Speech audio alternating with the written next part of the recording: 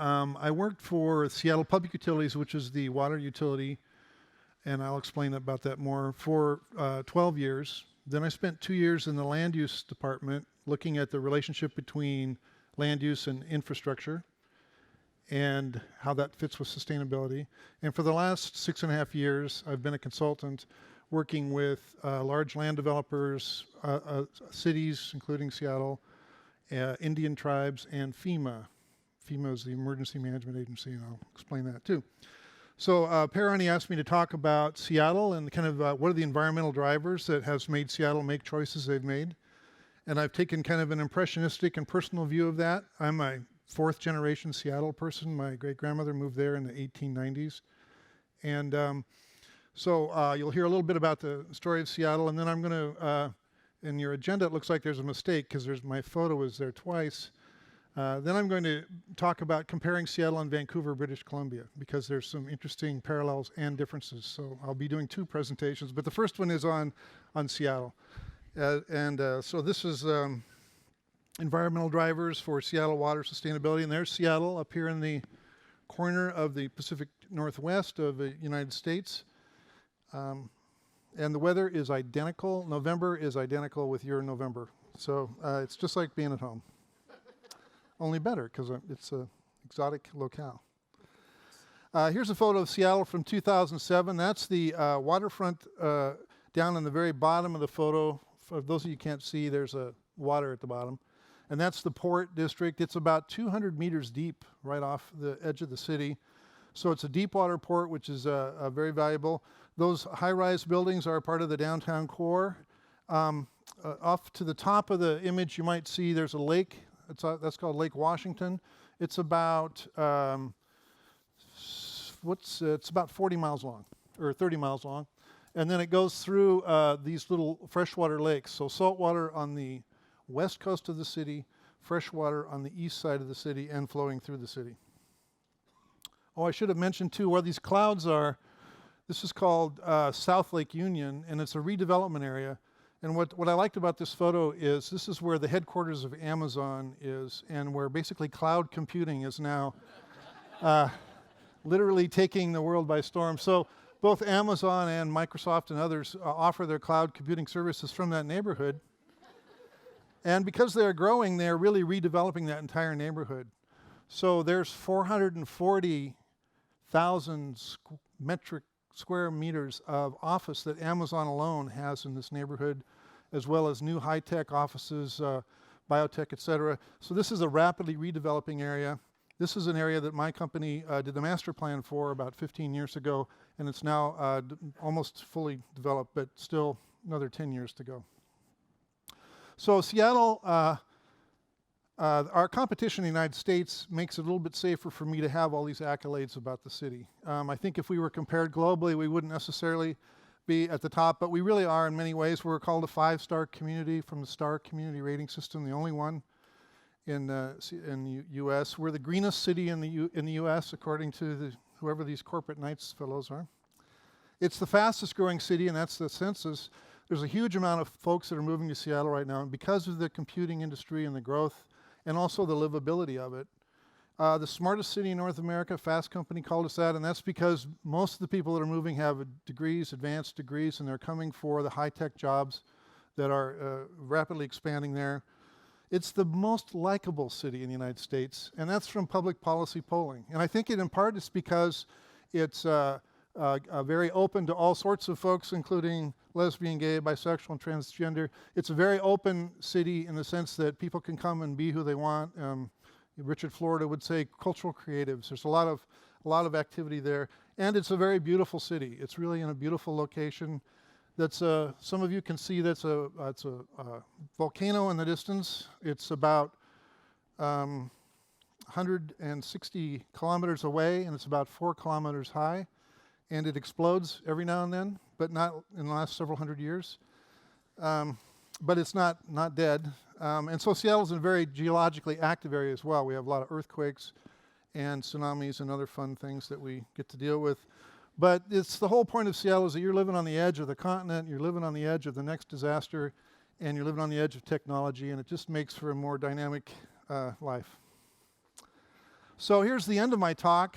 I'm going to talk about Seattle's environmental drivers from several different ways of looking at it. One is about the identity of the city and how the city thinks of itself and people that live there, and maybe where that came from. A little bit about why the landscape is such a dominant element of that, and why we have some of the leading edge regulation and investment strategies that you'll see later, and why technological innovation is part of our culture, and why rain is really a big formative element. And as you'll see in the next talk as well, 2 rainy cities. We're going to talk about how rain is part of what makes the city the city. And as you know, rain can be dreary and sad. It can also be beautiful, and it creates lots of vegetation and opportunity and richness. And so we really want to play to how do you make a city that's beautiful in the rain as well as a city that's beautiful in the sun.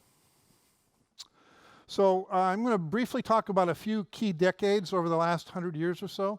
And this first one that says the beginning is basically just about what's the setting that creates the city that I'm going to describe. Well, the rain is a big part of it, as I mentioned. In the middle there, you see Seattle has about only 1 meter of rain a year, about this much rain a year. To the west of us, there's up to 5 meters a year.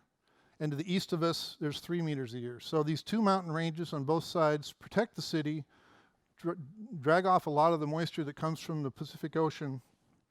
But then that water then all falls and flows into that saltwater archipelago, saltwater Puget Sound, which is how Seattle connects to the ocean and the rest of the world.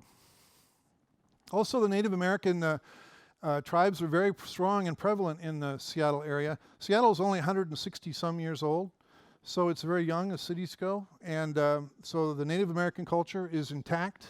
In fact, in the Pacific Northwest, because of lawsuits and treaty rights, the tribes have a very strong co-ownership in natural resources and water quality. And they express that as a property right, but then they also have very intact cultural traditions, which actually kind of create a context for how they approach our work. And I think those of us that live there approach our work as well.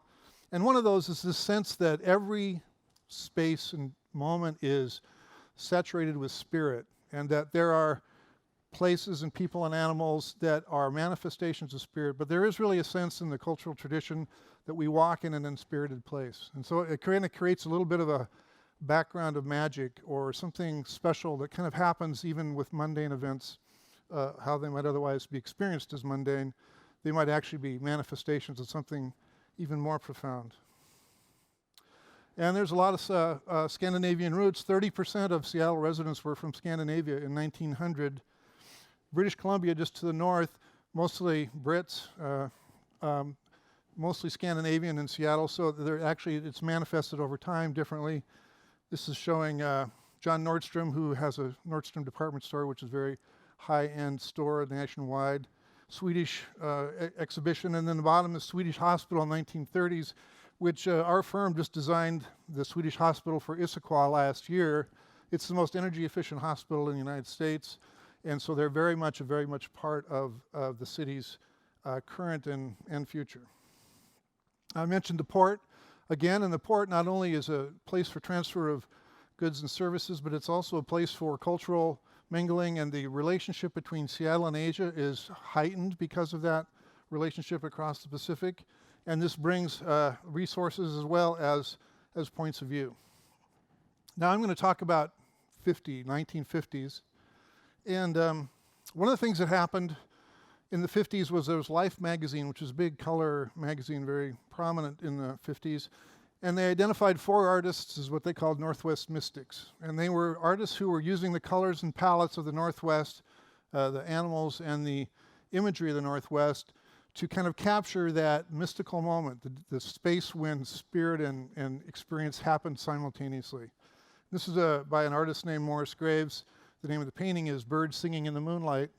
But Morris shipped out on one of those ships as a 20-year-old, went to Asia, and he really had an awakening where he realized that he was in Kyoto walking through a garden and realized that nature wasn't necessarily something to be tamed, it was actually something to join with, and that there was a way to really build on that. And so his work and a number of these Northwest mystics really help remind people about the power of the landscape as well as the power of culture in relationship to it. Meanwhile, in Seattle, Boeing was expanding after World War II. They had built a lot of the bombers. They now were going into commercial airline business. They attracted a lot of engineers. The city was in the building mode. We built freeways. We did suburban sprawl. We polluted the water. We overlogged. We overfished. It was a great decade for those who don't care about all this other stuff. But those chickens came home to roost. Seattle expanded its water supply system in 1899. Seattle burned to the ground, and they were standing there with hoses with no water coming out. They hated that, so they rebuilt the city, and then they built this very large water system, the Cedar River down there on the bottom. They built it. There were something like 40,000 people in the city. They built the system for a city of 1 million people. They didn't do the math the way we would now about the economics of overbuilding, but it was actually a wonderful legacy now 100 plus years later that is still serving the city. And in the 50s, they added a new reservoir to the north and the Tolt, and then they also added some wells. In 1958, Lake Washington, that long lake to the east of the city, was getting basically unswimmable. It was highly polluted because of the development, which was just basically putting untreated wastewater into it. And while it's a big lake, it wasn't big enough to absorb all that. In 1958, there was a regional vote and said, we're going to form a new organization, a Metro Council, and their job is to figure out how to clean up Lake Washington. And that was kind of the first, I would say, where the population invested and said, we care about water quality and we want to invest in it. It's been extremely successful. The Metro Council is still underway. That lake is now drinking water quality. There's close to 1 million people living around it, and it's still fantastically clean.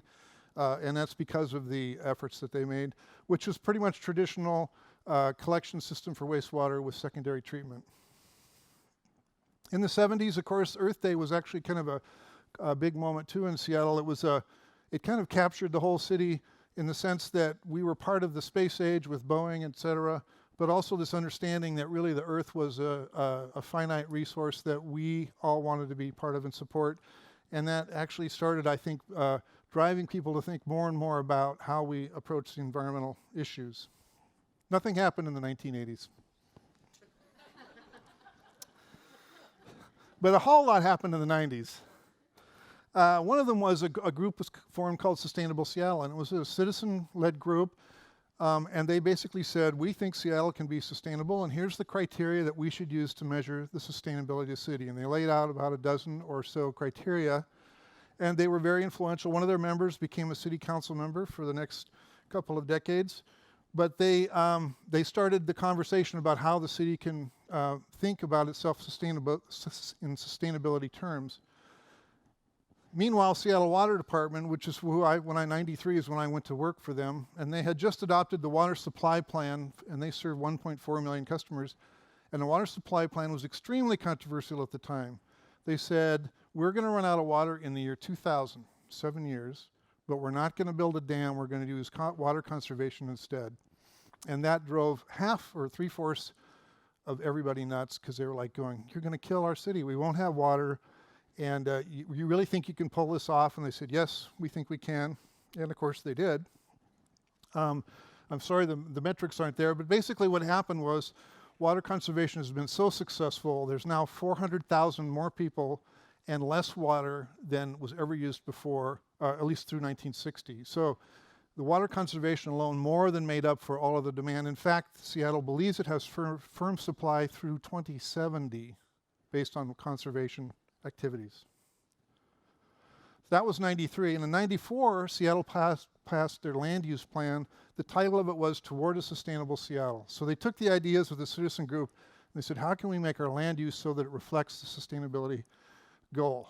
And they basically concentrated growth in existing urban districts, and then they picked what they called urban villages, basically small little business districts, and then they started weaving in the idea of more densification and a higher quality of life, more urban, more pedestrian-oriented environment, less car culture. In 97, so 93, 94, now in 97, Seattle Water became Seattle Public Utilities.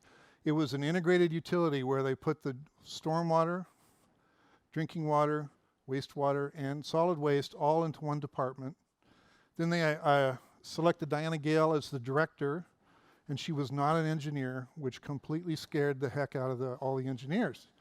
In over 100 years, there had always been an engineer at the top of the heap, and now we had this woman who actually had a PhD in planning, was in charge. But she was fantastic. I worked for her through her reign there, or her career there. And she did a great job of helping people get through the issue of how do you have an integrated approach where you get out of your silo and you start thinking together about how things work together. She did a great job of driving a culture of innovation into the utility and helping them really lead them into becoming, I would say, one of the better utilities in the United States or maybe even the world.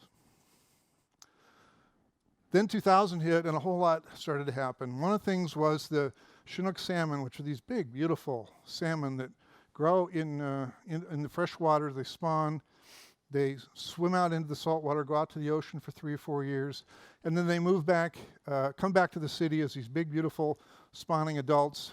1 out of 1,000 makes it back. 1,000 go out, 1 comes back.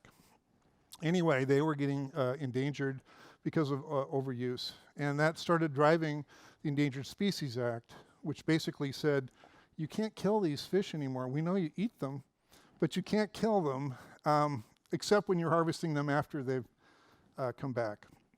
So what this meant was that every jurisdiction, including Seattle, had to think about how does land use, how does application of their projects, how does that impact salmon habitat?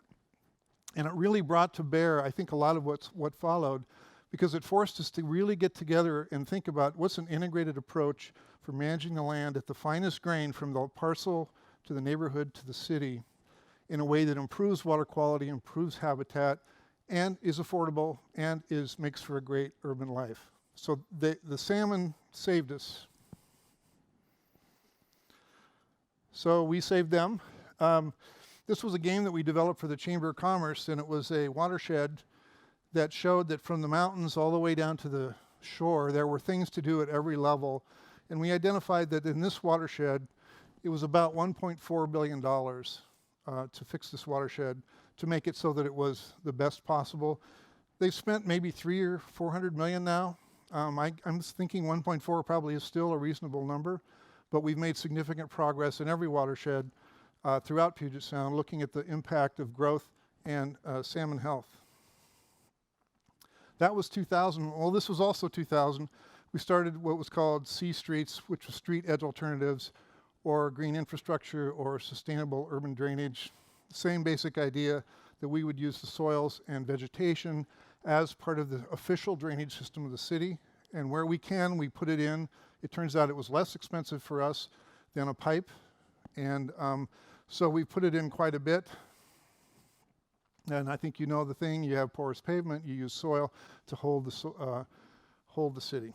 I mean, hold the stormwater and help it leak in or drain in where it makes sense.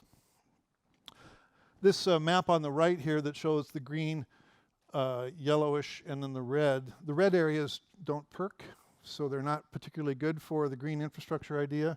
The green areas are really good for it, and the orange areas, it depends. So throughout the city, we basically now have a requirement that you use green infrastructure first for your stormwater method unless it's not really plausible. And so you have to prove the negative. You have to prove I can't use it in order to go that route. And so it happens even at this image on the right is a Nordstrom store, and the distance behind there, even a large shopping mall. They're putting green infrastructure into the even commercial areas throughout the city. This is the Barton Street Combined Sewer Overflow Project, which is just underway right now. And again, it's the same, it's the both and that Lika, wherever you are, mentioned. There's a pipe at the end, but the pipe is smaller because there's upstream green infrastructure that's being placed in about 19 of the city blocks. And it's like, hopefully you can see, but basically it's next to the roadway is green areas where the stormwater goes in and slows down. It's the peak flow that drives the overflow. This slows the peak and reduces the amount, and then they can downsize the pipe. It turns out that a 2 million gallon pipe costs about almost twice as much as a 1 million gallon pipe. So if you can move it down to 1 million gallons, you can take that money and spend it on green infrastructure and save money and have a better outcome. Because, as you know, green infrastructure not only helps with stormwater, it actually improves real estate values. Housing values go up. People enjoy it better because vegetation is now a part of the city, and it is just basically now a part of the toolkit that we use every day. Still 2000, hot year, Seattle adopted a green building policy, and basically the city said any building that we build over 500 square meters or more will be LEED certified, meaning it will meet some sort of green building standard, the LEED standard. Now there's now over 200 buildings in Seattle that meet that standard. But what it did in 2000 was it trained all of the architects and the permit folks and the client base that this green stuff is doable and affordable. And so we really built the capacity of the city to build green buildings, and it quickly spread to the private sector, and they're the biggest implementers now, of course, of green buildings. 6 years, nothing happened, and then 2006 was the Sustainable Infrastructure Initiative. And this was really the idea, which actually relates to the conversation we just heard earlier this afternoon, that if you took all of the urban land and thought about it as one urban ecosystem that you own as the city, in the case of Seattle, it's a little over a third of the city. I think it's actually maybe even half of the city in Gothenburg. But if you said, if I have this and I want to manage it for all of the needs that I have, how would I prioritize where I spend the money and what kinds of projects would I build? And when you step back that way and think about it, it gives you a different metric to evaluate projects. Typically what happens is that you measure within the silo of your responsibility and you don't think about the whole. And so while we have the streets with drainage and ICT and water supply, et cetera, we have open space. Each one was managed separately within its span of authority. But what if we were taking a citywide view? That's what this was about. Let's manage the whole city for mobility, open space, recreation, habitat, and beauty. Let's see if we can do that. And we use asset management, triple bottom line analytics to do that. So the key, of course, is to move beyond the silo of expertise. It's not just rainwater or gray water or stormwater. It's also how do we manage for disasters? How do we manage our open space, transportation, thermal energy, electrical energy? Each of those silos may be part of the solution set.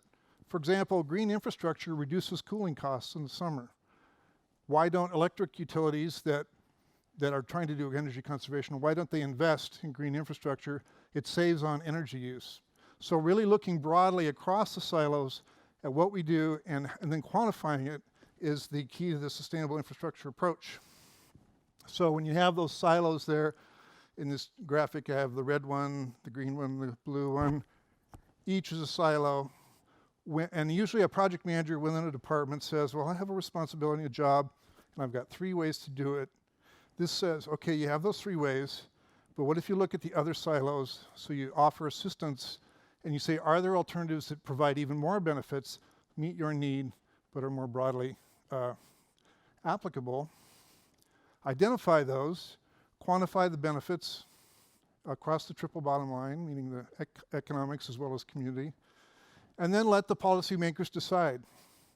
We were basically saying 1 to 10% of the time, this other alternative will outcompete what you would normally do. So without spending any more money, you can create more value by thinking more broadly up front about what these alternatives are.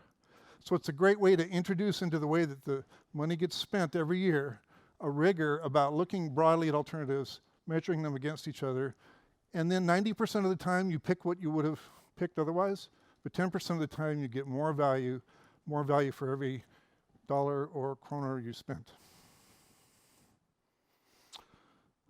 That was 2006. 2007 was something we borrowed from Malmö, Sweden, and also that they borrowed from Berlin, the biotope area factor. And we call it the Seattle Green Factor. And basically we've applied that to every commercial area of the city and multifamily zone. So every parcel, every time you build a new building, you have to have the equivalent of 30 to 60% of your site providing some sort of environmental requirement. And what we went through the math. It basically adds 0.5% to project cost. 0.5%, no more than 0.5% to project cost. We developed an online tool that makes it very easy to do. It's been a significant success. Everyone's really enjoyed it. And what happens is that it really basically reintroduces green into the city in every single project. There's now over 1,000 buildings in Seattle that have met the green factor. More every year. Again, every year it just builds as people do things. So they use green walls, green roofs, porous paving, and they get points towards meeting their score. And it's been very successful. What happens is that we allow people to, any improvements they do to the public right-of-way counts towards meeting their score on their site. So what that means is that most developers now green up the sidewalk as much as they can with a tree canopy layer, shrub layers, green things, because that doesn't impact their building envelope as much. So it ends up that the public realm gets more and more investment of green, and then all those other benefits from stormwater, as well as energy savings, as well as a higher quality of life. 2008, the next year, climate adaptation for water supply. Seattle Public Utilities basically said, you know, we need to be on top of this. So they created their own research agenda, like many, and they've basically looked at a portfolio of strategies depending upon what this means for water supply, as well as drainage. Now we're here in the 2010s. And so in 2011, we really started bringing in the concept of ecological resilience. Almost in the sense, Richard's point about I don't believe in sustainability anymore, that was kind of the issue. Sustainability isn't quite it anymore. The Brundtland Commission said, we want the next generation to have the same opportunity as this generation. That doesn't even seem in the cards anymore with climate change. We've really gone beyond where we can offer the same opportunity. But what can we offer, and really being resilient to change is really maybe where sustainability can play a big role. And maybe 2/3 to 3/4 of what we all think of as sustainable actually helps build the adaptive capacity of the community. So we need to focus on that part of the sustainability agenda and looking at ecological resilience. So let me briefly oops, I didn't describe it there, did I? The basic thing with ecological resilience is that every community goes through phases over time. So Dordrecht had a flood in 1412 or whenever that was. That was down here. That's this. Basically, you have a functioning community that's at the top of its game. Something bad happens, things break, things die, businesses get broken. It's called the release phase. You go back, if you're resilient, then you reorganize again, and then you rebuild, and then you go through this long curve of exploitation and conservation. And it happens to every city. Cities last thousands of years. They go through this time over and over. Indian tribes have gone through it many thousands of times. We personally go through it in our own life. We may have something in our career, something may happen. We go through this. This is a really great model for understanding how things work, and if you start thinking about where am I in this now? If I'm up here, great, but I should be thinking about how can I make sure that I can handle this, how can I be adaptable to the changes that I predict or I don't even predict, and how can I quickly go through this phase and get back onto the what they call this the Chamber of Commerce curve. This is about we want jobs and we want them to go forever. And we always assume, well, we're up here and it'll just keep going forever.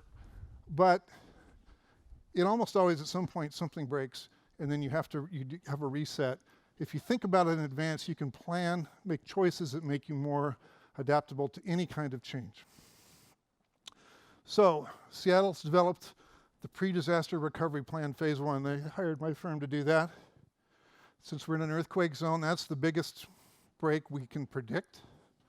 So this was the issue of the phase 1 recovery plan was that the keys were social resilience, structural resilience, greater coordination between infrastructure providers, and then use of resilience principles in all of the kinds of planning that we use.